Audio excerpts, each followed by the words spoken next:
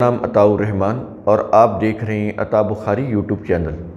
قرآن کریم کی مسلسل ایکسپوزیشن کے سلسلہ میں آج ہم سورہ آل عمران کی آیت نمبر 40 کی ایکسپوزیشن کریں گے۔ تو پچھلی آیت کے اندر بات ہوئی تھی زکریا علیہ السلام کی دعا کی اور اس کے بعد پھر اس دعا کی قبولیت کی، ان کو بشارت دینے کی کہ ان کو ایک جیتا جاگتا بچہ یحییٰ کی بشارت دی گئی، اور اس میں پھر یحییٰ علیہ السلام کی کوالٹیز بتائی گئی۔ وہ اس آیت جو 39 کی آیت ہے اس میں ہم نے واضح کی۔ اب یہ خوشخبری بشارت سننے کے بعد اب دیکھیں کہ زکریا علیہ السلام نے آگے سے کیا کہا۔ یہ بڑی قابل غور چیزیں ہیں، آپ نے غور سے سننا ہے۔ زکریا علیہ السلام نے کہا قال ربی انا یکون لی غلام، کہا اے میرے رب میرے لیے لڑکا کیسے ہوگا۔ یہ غلام لڑکے کو کہتے ہیں، ہمارے ہاں تو غلام سلیو کو بولتے ہیں نا، عربی میں غلام لڑکے کو بولتے ہیں، تو یہ ذرا الفاظ سے ذرا کنفیوژن ہوتی ہے، ملتے جلتے جو الفاظ۔ کالا کس نے کہا؟ زکریا علیہ السلام نے۔ کب کہا؟ جب ان کو بشارت دی گئی کہ میرے ہاں لڑکا کیسے ہوگا۔ یہ ان کا حیرت، ان کا ایک استعجاب کہ کیسے ہوگا لڑکا، کیوں؟ یہ حیرت کیا تھی ان کو، کیوں یہ کہہ رہے تھے؟ انہوں نے کہا کہ وقت بالغانی یلکبر وامرأتی عاقرون، کہ جبکہ مجھے بڑھاپا آ پہنچا ہے اور میری بیوی بانجھ ہے۔ یہ دو یہاں پر جملے ہیں، وقت بالغانی الکبر ایک تو یہ ہے اور دوسرا ہے وامرأتی عاقرون۔ پہلے جملے میں وہ اپنی بات کر رہی ہیں کہ مجھے بڑھاپا آ پہنچا ہے، دوسرے جملے میں وہ اپنی بیوی کی بات کر رہے ہیں کہ وہ بانجھ ہے۔ اب یہ جو بالغانی الکبر یہ بالغا پہنچا ہے، یعنی میں بوڑھا نہیں ہوا ہوں۔ قرآن کریم کے الفاظ کو جب تک آپ غور سے نہیں سمجھیں گے یہ نہیں سمجھ آئیں گے، جب تک روایات کو ذہن سے نہیں نکالیں گے، ذہن کو پاکیزہ نہیں بنائیں گے، یہ نہیں سمجھ آئیں گے۔ کہہ رہا ہے کہ بالغانی مجھے پہنچا ہے، کیا؟ کبر بڑھاپا، یعنی پہنچا ہے۔ جیسے ہم کہتے ہیں نا کہ ہم آ پہنچے، تو ہم یعنی اس سے یہ نہیں ہوتا کہ اگر بڑھاپا آ پہنچا ہے تو وہ بندہ وہ کانپنے لگ گیا ہے اور بالکل اس میں جان ہی نہیں ہے، کوئی ایسی سکت ہی نہیں رہ گئی، یا جو اس سے مقصود ہوتا ہے کہ کوئی پریگننسی ہو جائے تو وہ اس قابل ہی نہیں ہے۔ تو آج کسی بھی جو ماہر ہے، کوئی ڈاکٹر ہو، اس سے پوچھ لیں، ایسی بات نہیں ہے کہ بڑھاپا آ پہنچے۔ ہم تو دیکھیں 50 سال کی عمر کو جب ہم کراس کرتے ہیں تو ہم کہنے لگ جاتے ہیں دیکھیں جو ہمیں بڑھاپا آ گیا، لیکن اس کے باوجود شادیاں بھی ہوتی ہیں، فزیکل ریلیشن شپ بنتا ہے، بچے بھی ہوتے ہیں۔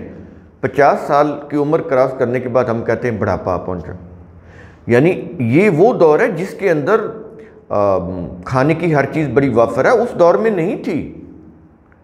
اس دور کے اندر تو بڑی مشکلوں سے پانی ملتا تھا، بڑی مشکلوں سے کہیں کوئی گوشت ذبح کر کے کھا لیتے تھے۔ اب تو کتنی ڈشز ہیں، ایک سیلڈ کی ڈشز آپ گن لیں، سویٹ ڈشز گن لیں، کھانے کی جو چیزیں ہیں وہ کتنی ٹیبل پہ پڑی ہوتی، کتنی قسموں کے کھانے سالن پڑے ہوتے ہیں، کتنی قسم کی ڈشز اس وقت تو نہیں تھیں یہ، تو اتنی سہولیات زندگی بھی نہیں تھی۔ جیسے ہمارے ہاں وائٹامنس کی چیزیں ہیں، تو اس کے باوجود ہم 50 کراس کرتے تو ہم کہتے ہیں ہمیں بڑھاپا پہنچا۔ یعنی کہنے کا مقصد یہ تھا کہ جب جوانی میں بچہ نہیں ہوا تو اب میری عمر بڑی ہو گئی تو اب میرے یہاں بچہ ہوگا، وہ ایک چیز کہہ رہے تھے۔ تو اس کا مطلب یہ نہیں ہے، اٹ ڈزنٹ مین کہ وہ صلاحیت نہیں رکھتے تھے بچہ پیدا کرنے کی۔ وہ جو بچہ پیدا نہیں ہو رہا تھا وہ ان کی بڑی عمر نہیں تھی وہ وجہ کہ ان کی عمر بڑی ہوگی تو بچہ نہیں ہو رہا تھا۔ وہاں دوسرا جو جملہ آ رہا ہے نا کہ وَامْرَأَتِي عَاقِرٌ، میری بیوی جو ہے وہ بانجھ ہے، یہ تھی اصل میں پرابلم۔ ان میں ایشو نہیں تھا، زکریا علیہ السلام کے اندر صلاحیت تھی بچہ پیدا کرنے کی، عمر بڑی ہونے سے وہ صلاحیت ختم نہیں ہوتی۔ اگر بیوی بانجھ ہو تو اگر خامند اس کا جوان بھی ہو تب بھی بچہ نہیں ہوگا، تو یہ چیز تو ختم ہوگی نا کہ میری عمر بڑی ہے، تو یہ چیز تو رکاوٹ نہیں تھی بچہ پیدا ہونے میں۔ رکاوٹ کیا تھی؟ وَامْرَأَتِي عَاقِرٌ، کہ میری بیوی بانجھ ہے، یہ تھی رکاوٹ۔ ان کے اندر بچہ پیدا کرنے کی صلاحیت تھی زکریا علیہ السلام کے اندر، باوجود کہ اس کی عمر بڑی، ان کی عمر بڑی ہو گئی لیکن صلاحیت تھی۔ پرابلم تھا ان کی بیوی میں کہ وہ بانجھ تھی، یہاں پر پرابلم تھا، اب ان کو ٹھیک ہونا تھا۔ تو یہ جو بانجھ پن ہوتا ہے یہ اس وقت بھی قابل علاج تھا تو انہوں نے توجہ نہیں دی ہوگی، اب قرآن کریم ان کو توجہ دلا رہا ہے۔ اندازہ لگائیں کہ ہم نے جس کو ایک مذہب کی ایک ریلیجس بک سمجھا ہو، یہ ریلیجس بک نہیں ہے، یہ اس سے بڑھ کر ہے، یہ کتاب اللہ ہے، انسانوں کا ضابطہ حیات ہے۔ تو اس کو انسانوں کا ضابطہ حیات سمجھ کر پڑھیں تو پھر سمجھ آئے گی بات۔ تو وَامْرَأَتِي عَاقِرٌ، میری بیوی بانجھ ہے، اب اس کا جو علاج ہے وہ ہو تو بچہ تو ہو سکتا ہے۔ اب یہی بات ان کو کہی جا رہی ہے۔ دیکھیں کس طرح کہہ رہا ہے قرآن کریم، انداز دیکھیں کتنا دل نشین ہے، کتنا خوبصورت ہے اور کتنا لاجیکل ہے اور کتنا سائنٹیفک ہے۔ جب انہوں نے کہا کہ مجھے بڑھاپا پہنچا اور میری بیوی بانجھ ہے، تو اب جواب کیا آ رہا ہے؟ یعنی وہ کہہ رہے ہیں بچہ کیسے ہو جائے گا؟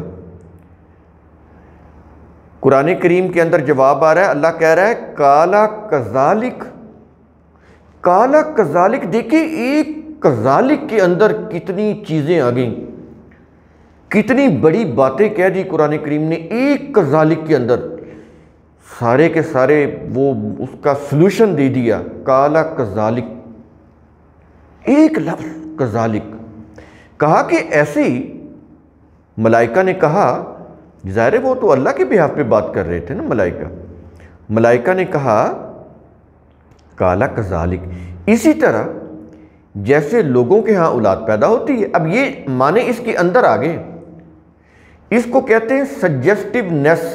یہ دنیا کی جتنی بھی زبانیں ہیں ان کے اندر انشائی انداز ہوتا ہے، اس کو بولتے ہیں سجیسٹیونیس، کہ تم خود سجیسٹ کر لو کہ آگے کیا ہو سکتا ہے۔ یہ بولا جاتا ہے، جیسے آپ کہتے ہیں کہ بس میرے اندر جانے کی دیر تھی، پھر پوچھو نا کہ میرے ساتھ ہوا کیا۔ اب وہ یہ نہیں بتا رہا کہ اندر میرے ساتھ کیا ہوا، لیکن اس کے اندر ہی یہ چیز آ گئی کہ پوچھو نا کہ اندر میرے ساتھ پھر کیا ہوا۔ یہ پھر سننے والے کے اوپر چھوڑ دیا جاتا ہے کہ وہ خود ہی اندازہ لگا لے کہ اس کے ساتھ اندر ہوا کیا ہے۔ یہاں پر یہ کذالک، یہ سجیسٹیونیس کا انداز ہے قرآن کا، یہ ہے انداز اسلوب کہ جو اس کو پڑھنے والا ہے اپنی عقل و فکر کی روح سے جب غور سے پڑھے گا اس کو خود ہی اندازہ ہو جائے گا کہ کذالک کے اندر کیا چیز ہے۔ اس کے اندر یہ ہے کہ ان کو کہا گیا کہ اسی طرح کس طرح جیسے لوگوں کے ہاں اولاد پیدا ہوتی ہے،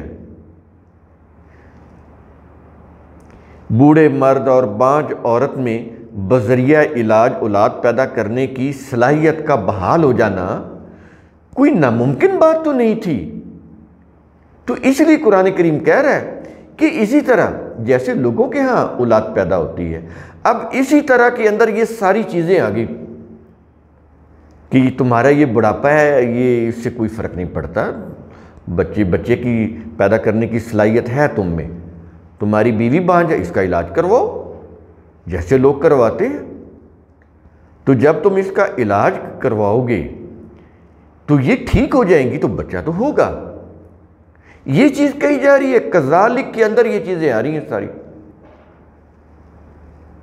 تو کہہ رہا ہے کہ اس کا علاج کرواؤ جیسے لوگ کرواتے ہیں تم بھی کرواؤ۔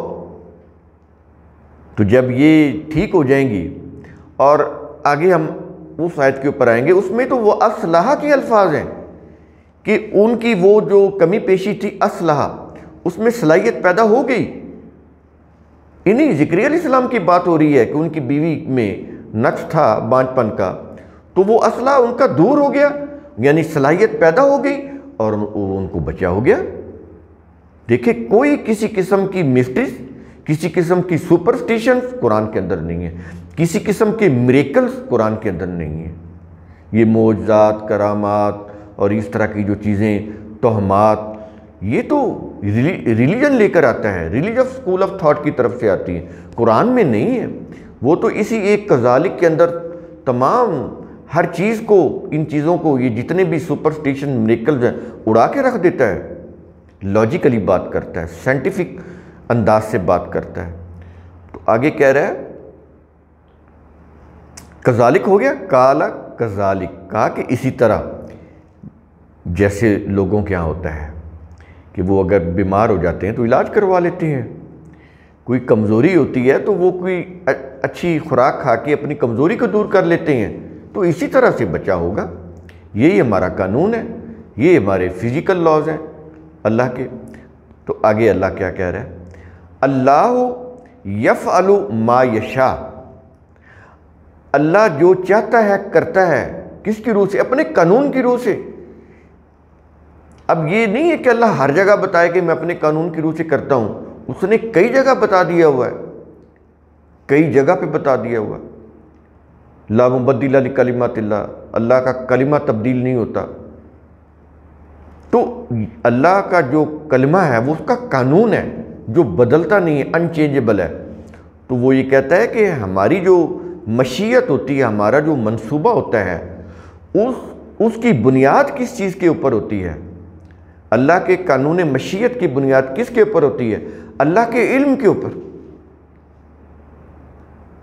اللہ کے قوانین کے اوپر، وہ فزیکل لاز ہوں یا انسانی معاملات سے متعلق قوانین ہوں، کوئی بھی، تو ان کے اوپر اس کی بیس ہوتی ہے اللہ کی مشیت کی۔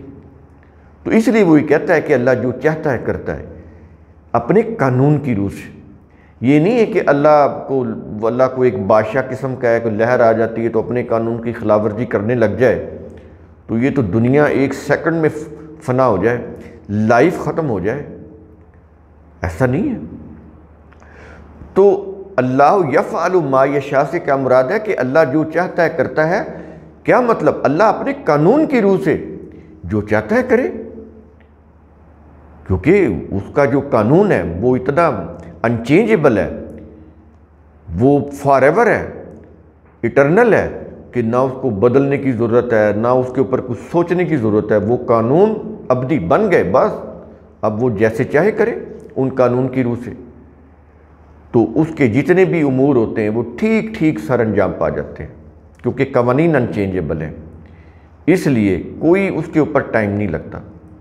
جو پروگرام ہوتا ہے وہ اپنے پھر جو بھی اپنے وقت کے اندر وہ پروگرام تدریجی مراحل طے کرتا ہوا پھر وہ عملی شکل اختیار کر لیتا ہے۔ تو یہ چیزیں اس کے اندر، تو قرآن کریم کو اس طرح سے سمجھا کریں، سنا کریں، سمجھا کریں۔